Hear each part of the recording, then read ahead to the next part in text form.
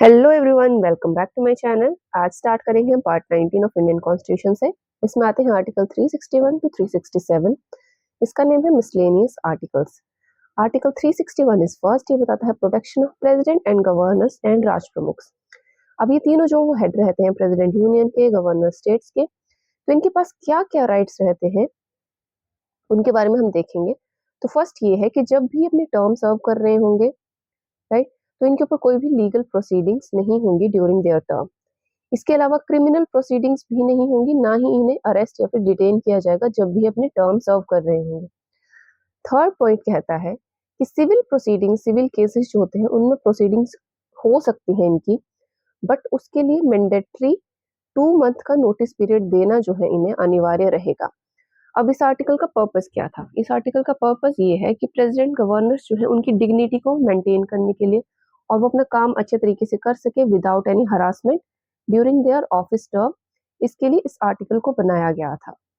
Next इस article 362, इसको omit कर दिया गया था by 26 amendment act of 1971।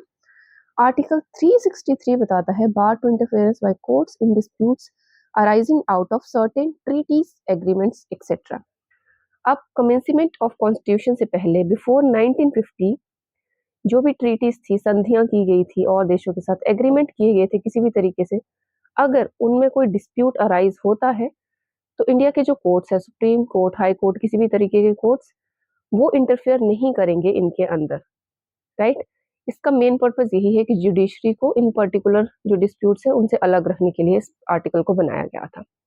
Article 363 A is next, ये बताता है recognition granted to rulers of Indian states to cease and privy purses to be abolished. Means कि 1950 से पहले आपको पता है कि प्रिंसेस होते थे, अलग अलग स्टेट्स के रूलर्स होते थे, तो उनको आफ्टर 26 अमेंडमेंट एक्ट ऑफ 1971, इसके बाद ये बनाया गया था कि जैसे ही एक्ट जो था वो पास हुआ था, उसके बाद जो भी रूलर्स वगैरह थे, प्रिंसेस वगैरह थे, उनके जो डेजिग्नेशन है उनको रिकॉग्नाइज नहीं किया जाएगा, सीज कर दिया जाएगा। उनको किसी भी तरीके की एडवांटेजेस नहीं दी जाएंगी जो उन्हें पहले दी जाती थी in the dominion of India, जब इंडिया जो था ब्रिटिश गवर्नमेंट के अंदर था। आर्टिकल 364 इज नेक्स्ट, ये बताता है special provisions as to major ports and aerodromes. Ports होते हैं बंदरगाह, एरोड्रोम्स होते हैं जो हवाई स्टेशन होते हैं उनको कहते हैं एरोड्रोम्स। तो इनसे रिलेटेड अगर किसी स्टेट ने कोई लॉ बनाया है, सपोज उस लॉ को सीज करना है या फिर उसके अंदर कोई मॉडिफिकेशन करनी है, तो वो तभी की जाएंगी जब प्रेसिडेंट ऑफ इंडिया जो है एक नोटिफिकेशन इशू करेंगे फॉर मॉडिफिकेशन और cease of that particular law which is created by that state. Article 365 बताता है effect of failure to comply with और to give effect to directions given by union. कोई state अगर किसी law को apply करने में फेल हो जाता है, राइट, तो उस टाइम पे उस स्टेट के ऊपर प्रेसिडेंट रूल जो है वो अप्लाई हो जाएगा। प्रेसिडेंट रूल के अंदर जो भी चीजें आएंगी वही अप्लाई होंगी उस स्टेट में उस दौरान। ये हमने स्टेट इमरजेंसी वगैरह में भी पढ़ा था, अगर आपको याद हो लास्ट पार्ट के अंदर। आर्टिकल 366 डेफिनेशंस के बारे में बताता है। अब जितने भी हमने आर्टिकल्स पढ़े उनमें हमने अलग अलग टर्म्स पढ़ी, उन टर्म्स की डेफिनेशंस को बताता है ये जो इम्पोर्टेंट। तो इसके अंदर बहुत सारे हैं, 25 और 30 के करीब है, तो मैं आपको मेन मेन वाले बता देती हूँ, बाकी जो है सिंपल सिंपल से हैं। First is agriculture income. Agriculture, कृषि करके जो भी इनकम आएगी उसको कहा जाता है एग्रीकल्चर इनकम। अब आप इनको ऐसे लिख लीजिएगा, 366 का पार्ट 1, 2, 3 ऐसे करके, right. Next is article. Article simple यही है जो आर्टिकल्स डिफाइन किए गए हैं इंडियन कॉन्स्टिट्यूशन के अंदर। फोर्थ इज बोरो। बोरो का मतलब होता है किसी तरीके का मनी जो है वो लेना, लोन भी इसके अंदर आता है, आप लोन से इसको सिंपली अंडरस्टैंड कर सकते हो। Next is goods. बाकी बहुत इजी वाले हैं, डेप्ट है, एस्टेट ड्यूटी है, ये सब मैंने एक्सप्लेन कर रखे हैं। तो जो मेन वाले हैं जिनसे क्वेश्चन पूछे जाते हैं वही बता रही हूँ मैं आपको। गुड्स का मतलब है कोई भी मटेरियल, कमोडिटी या फिर आर्टिकल जिसको बाय या परचेज किया जाता है। Goods and services tax, GST, ये भी आपको पता होगा। जीएसटी होता है एक ऐसा टैक्स जो गुड्स एंड सर्विसेज के ऊपर अप्लाई किया जाता है जब भी उनका इंपोर्ट एक्सपोर्ट किया जाएगा within territory of India और outside. Next is high court. मैंने ना थोड़ा ऊपर कर लेना, जो लास्ट के गुड्स एंड सर्विसेज टैक्स बताए वो थोड़े नीचे रह गए हैं, तो मैं हाई कोर्ट के बारे में बता रही हूँ अभी। ये बताता है एनी कोर्ट, स्टेट लेवल के कोर्ट्स होते हैं जिनको पार्लियामेंट बाय लॉ जो है डिफाइन किया गया होता है। Next is proclamation of emergency, national emergency को डिक्लेयर करना एज पर आर्टिकल 352, उसमें डिफाइन किया गया है नेशनल इमरजेंसी को।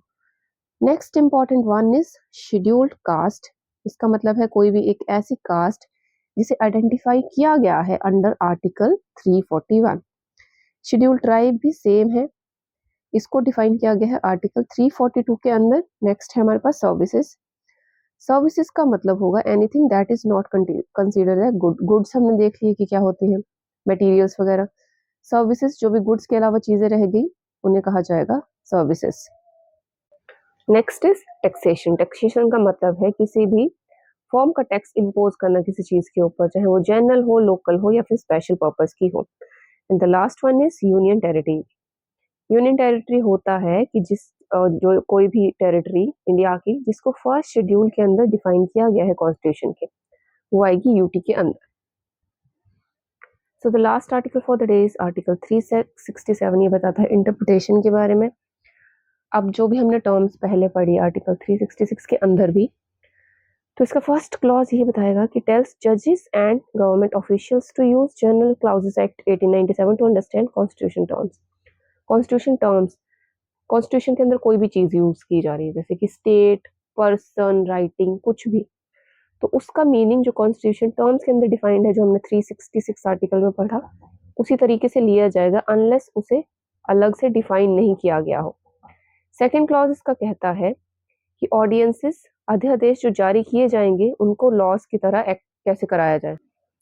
जैसे कि प्रेसिडेंट ऑफ इंडिया जो है वो ऑडियंसेस को जारी करते हैं जब भी पार्लियामेंट का सेशन चल रहा हो, तो उसको टेम्परेरी नहीं परमानेंट लॉ की तरह किस तरीके से एक्ट कराया जाए वो भी इसी पर्टिकुलर क्लॉजेस एक्ट से समझा जाएगा। थर्ड बताता है फॉरेन स्टेट्स के बारे में, इंडिया के अलावा कोई भी अदर स्टेट है उसको फॉरेन स्टेट जो है कंसीडर किया जाएगा। एनी अदर स्टेट, कंट्री भी आती है इसके अंदर जो फॉरेन कंट्रीज होंगी। इसके अलावा प्रेसिडेंट ऑफ इंडिया के पास ये अधिकार रहता है कि वो किसी भी स्टेट को फॉरेन स्टेट से एक्सक्लूड कर सकते हैं। इसकी इंपॉर्टेंस क्या है आर्टिकल की, this is important for diplomatic engagements and treaty implementation. जब भी कोई संधि की जाती है, एग्रीमेंट की जाती है फॉरेन कंट्रीज के साथ, तो उस टाइम पे यूज किया जाता है इंटरप्रिटेशन आर्टिकल 367 के थर्ड क्लॉज का। तो ये थे हमारे पास articles for the day part 19 के लिए। आई होप आपको समझ आए होंगे, इजी है ये। आगे हम समझेंगे आर्टिकल 368, वो थोड़ा सा लंबा है, तो उसके लिए चैनल के ऊपर बने रहिए। अगर आपको इतने समझ आए हैं तो चैनल को सब्सक्राइब करें और उसे भी करवाएं, वीडियो को लाइक करें, शेयर करें, कमेंट करना बिल्कुल ना भूलें। Thank you for watching, bye bye.